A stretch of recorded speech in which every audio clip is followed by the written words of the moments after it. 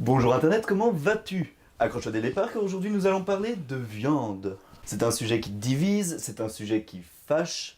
C'est pourquoi j'aurais préféré ne pas l'aborder aussitôt sur ma chaîne YouTube. Ça va lâcher. Mais l'actualité en a décidé autrement.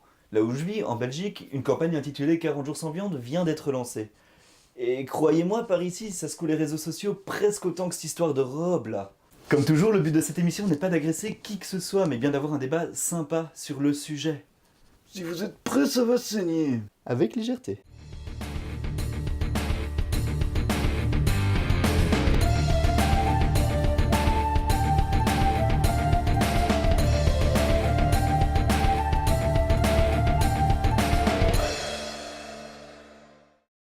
Cette campagne n'est finalement que le reflet d'un débat beaucoup plus large opposant les omnivores aux véganes. Alors pour simplifier un peu la discussion, je vais mélanger vegan, végétarien et tout le tralala. Amis véganes, pardonnez-moi.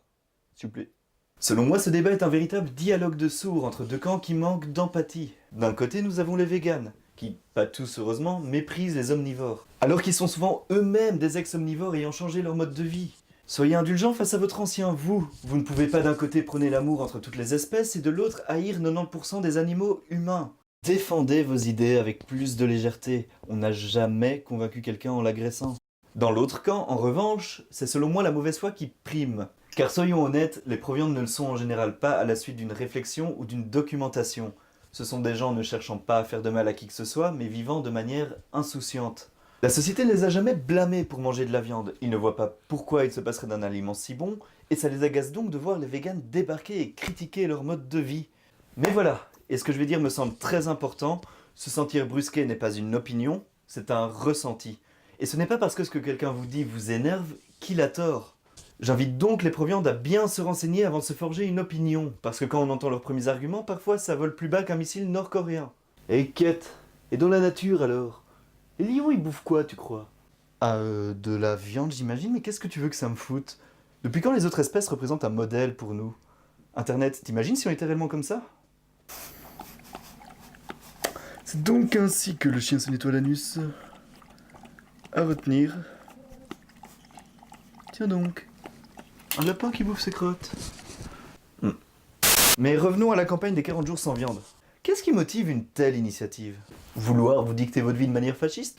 Faire chier les gens? Non! En fait, la viande est tellement ancrée dans notre culture que le sujet en devient tabou. Mais l'élevage est un véritable calvaire pour la planète. Attendez un instant avant de m'insulter ou de quitter cette vidéo. Laissez-moi me justifier. Au niveau mondial d'abord. On reviendra à la Wallonie après. Un effrayant rapport de l'ONU estime l'élevage bovin responsable de 18% des émissions de gaz à effet de serre. On vous bassine depuis toujours avec la pollution de l'avion ou de la voiture, mais tous les types de transport réunis ne représentent que 13%. Et encore, là on ne parle que de bœuf. Sale bête, va. Vient ensuite le problème de l'espace. Non pas celui-là, celui-ci. Selon l'ONU toujours, un tiers des terres cultivées servent à nourrir le bétail. C'est absurde quand on sait que cette quantité de nourriture serait suffisante à éradiquer la faim dans le monde.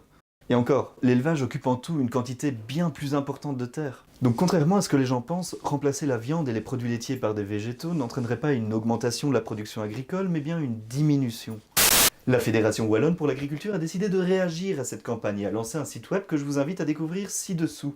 Gardez néanmoins à l'esprit que ce site est géré par des gens dont les revenus dépendent de l'élevage. Ça ne fait pas d'eux des gens mauvais, mais ils ne sont par conséquent pas objectifs sur le sujet.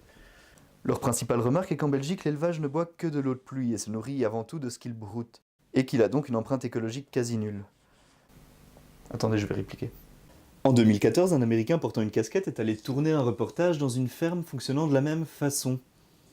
En analysant les chiffres liés aux espaces nécessaires par animal, à la consommation actuelle de viande et à la population américaine, il a réalisé qu'il faudrait avec ce modèle transformer en pâturage toute l'Amérique jusqu'à l'Amérique latine. Toute! Y compris les forêts, montagnes et villes. Et ça, seulement pour les besoins de nos amis états-uniens. Ce modèle n'est donc pas non plus compatible chez nous, puisque nous avons une densité de population supérieure, ni pour notre planète et ses 7 milliards d'habitants. Que faire? Certains véganes vous diront que tant que vous continuez à consommer de la viande, vous resterez un monstre. En ce qui me concerne, je préfère mettre la barre au niveau de nos habitudes actuelles et vous dire que chaque effort fait chaud au cœur. D'ailleurs, et là je me tourne vers nos amis cultivateurs wallons, enfin c'est un spot d'éclairage mais il faut imaginer les gaillards là, est-il réellement infaisable, concrètement, sur le long terme, de transformer vos élevages en culture végétale? C'est une vraie question, j'aimerais bien avoir votre avis. Si vous n'avez pas la force de devenir vegan, ou si vous considérez que le fait d'être un homo sapiens vous donne un droit légitime à posséder les autres espèces, car oui, dans cette vidéo, je n'ai même pas abordé le droit des animaux, réfléchissez malgré tout aux problèmes écologiques que j'ai soulevés. Faites juste de votre mieux, la vie doit rester un plaisir. Vous n'êtes pas né pour vous sacrifier. Pour finir cette vidéo, j'aimerais poser une question aux omnivores qui campent sur leur position. Au fond de vous, croyez-vous réellement en vos justifications? Ou êtes-vous en train d'essayer d'avoir bonne conscience? Du coup, Internet est sur un sujet pareil plus que jamais. Est-ce que j'ai tort? Si tu partages mes opinions, partage également cette vidéo partout autour de toi pour soutenir notre cause. Sinon, n'hésite pas à venir en discuter dans les commentaires en dessous. C'est vraiment important d'avoir les avis de tout le monde. À bientôt!